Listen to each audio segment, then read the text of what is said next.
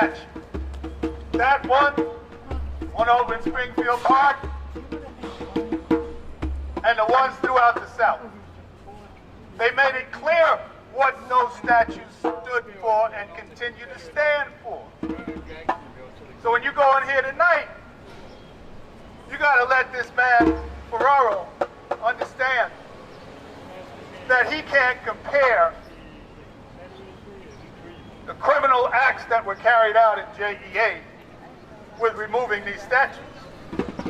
This is his program. Well, the people want to have a say, like they did with JEA. That's what he said.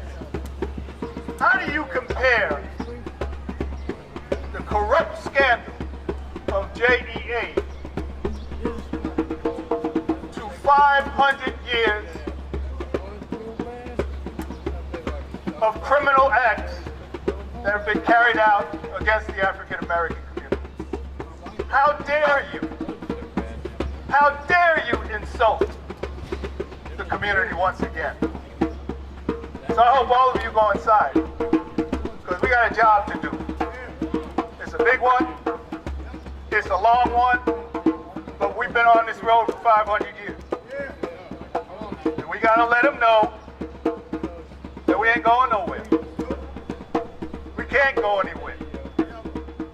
Because if we give up, we give out, you know what's next. So let's get this together and let them know that there's no justice here. And when there's no justice, there's no peace. There's no justice, there's no peace.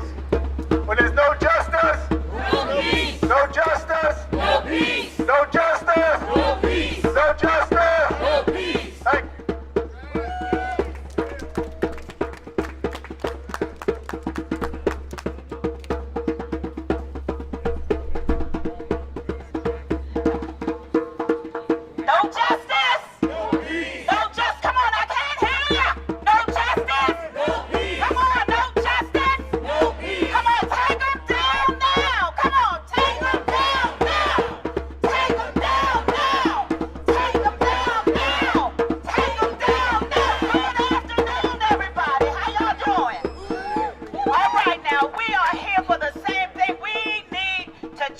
Jacksonville, don't we? Yeah. Do you know how much we're spending to keep that, I don't know what you want to call that, monument intact? The maintenance is over $800,000 a year. Did you know that? We need to take it down. We need a better representation of the people of Jacksonville, because we're united. Black people, white people, Asian, Filipino, all kind of, I miss you, I'm sorry. But anyway, we need to be united. Even the police officers, we have people in everybody's community that is represented here this afternoon. Now, am I right? Yeah. We need to take this mess down and unify Jacksonville. Take down that white supremacist monument. Take it down now, come on. Take it down now, thank you.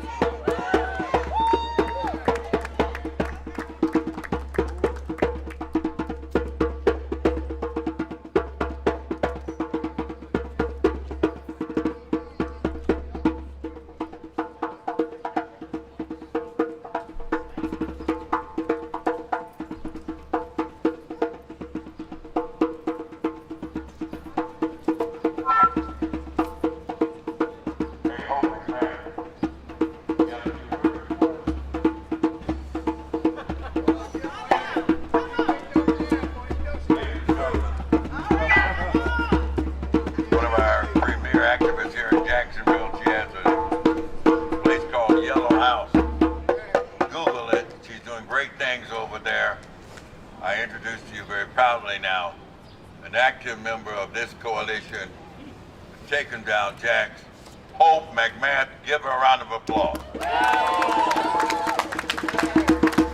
Good evening, good evening. I guess it's still afternoon. No, it may be evening. I don't know. It doesn't matter. What does matter is that we are standing in a park where half of that Confederate monument is still standing. That is a problem. It is a problem that the, quote, women of the Confederacy is still standing in Springfield Park. And all of this is the result of a lack of courageous leadership in this city. And of course, that's not surprising, but it's playing out consistently for us. The mayor kicked this ball to city council because he's weak and lacks courage. City council now wants to punt because they are weak and lack courage. And the fact is, there are communities, big and small, all over this country that have already led the way. There are hundreds of these monuments that have been taken down in the last 2 years. So we aren't like stepping into some like visionary role here. The work has already been done. Our people in City Hall, those cowards, they've got covered. I was part of a process with the Florida Council for Arts and Culture that actually removed the statue of Kirby Smith out of Statuary Hall in U.S. Senate Building in Washington, D.C. And let me tell you what, that coalition that made that happen statewide looked a lot like this one. But I'll tell you something super interesting about that process. The results of it got signed off by 2 Republican governors who said, yep, let's do it. Rick Scott and Ron DeSantis. I know that is hard to believe, but if those fools and idiots can sign off on this stuff, so can the people in Jacksonville City Hall. So it is beyond time to take this down, and I know it is repetitive to say it, but we are hearing the screams echo across the centuries from people who their pain, their murders, their rape, their oppression has been weaponized and is contained within the bronze and stone of these monuments. It is critically important that we make this happen. Whatever shenanigans going on in there tonight, this isn't going to be over tonight. And we may be in this for the long haul, and I'm just really grateful to be in it with you. Thank you very much. Take them all down.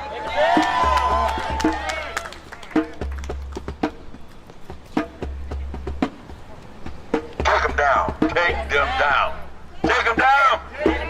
Take them down. Understand this is something that you may or may not be familiar with, but this is about the business of coalition building. No one person, no one organization does it all. We're talking about coalition building. I always say it is where our messages and our missions intersect, is where our collaboration begins. We don't have any choice, folks. We've got to work together. We're up against a monster, the proverbial Goliath, if you will. But in the words of one great activist by the name of Samora Machel, who led the revolution against the Portuguese in Mozambique, if you go to downtown Maputo right now, the capital city, you will still see the saying on some building walls. That saying is, the struggle continues. The struggle continues, but victory is certain. Repeat after me. The struggle continues. The struggle continues. The struggle continues. But victory is certain. But victory is certain. But victory is certain. But victory is certain. And now, an opportunity to allow a person very quickly. Come forward, Amber Powell. This is about building new leaders. Not just hearing from those of us you hear from all the time. Amber Powell, tell us who you are and how you feel about the Confederate monuments. Hi, my name is Amber Powell. I believe that these Confederate monuments should come down due to the simple fact that we are not those people anymore. We have grown and we have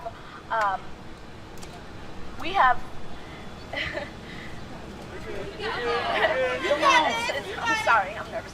But we have moved way past that. This is the 21st century. We need to realize that those statues do not belong here. They do not belong in this city. And it is our time and our chance to raise our voice and lift up our spirits to those people in there and tell them how we feel about these statues. Thank you so much.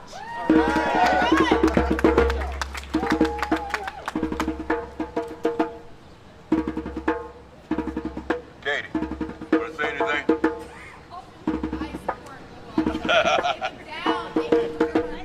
Hey, listen. We have Rick Reed. He has a few words to say, and then we're going to go inside. A proud member of the Northside Coalition, Rick Reed. First of all, I want to thank God for being here. I think about some of the things concerning these monuments. I think about our forefathers. As me and Mr. Frazier was talking earlier today, I was thinking about the things that they had to go through.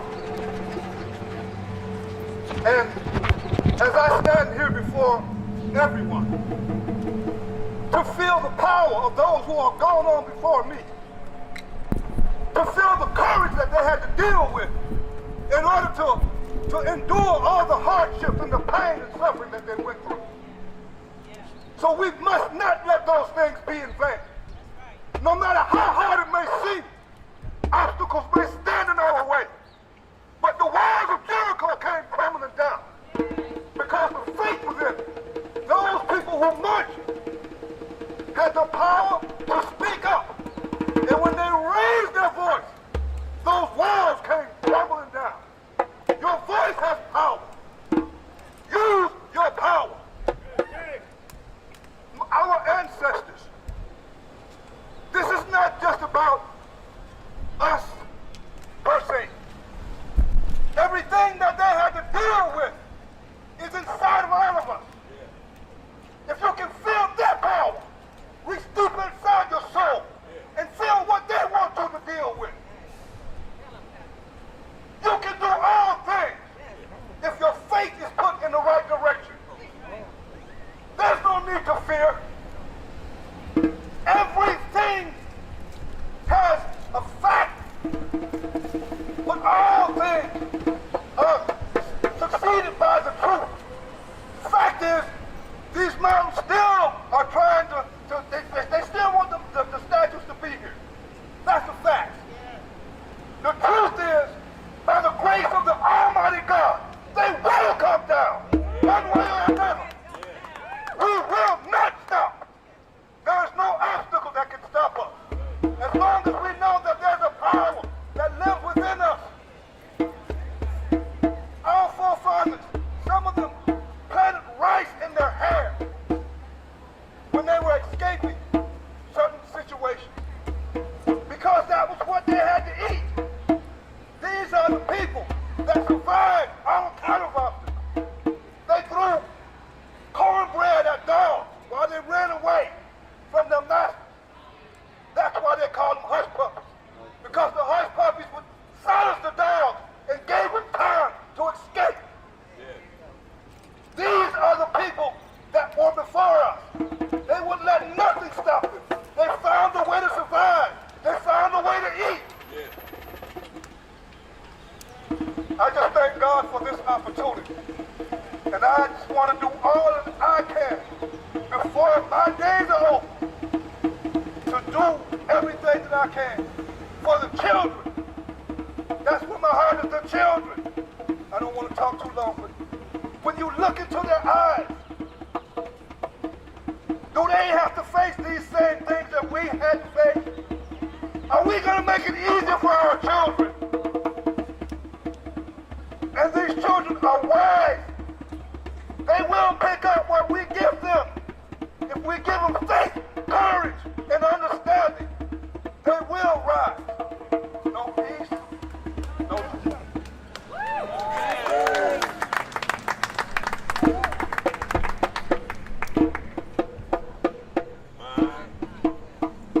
My, oh my, oh my. I don't think that's the last time you're going to hear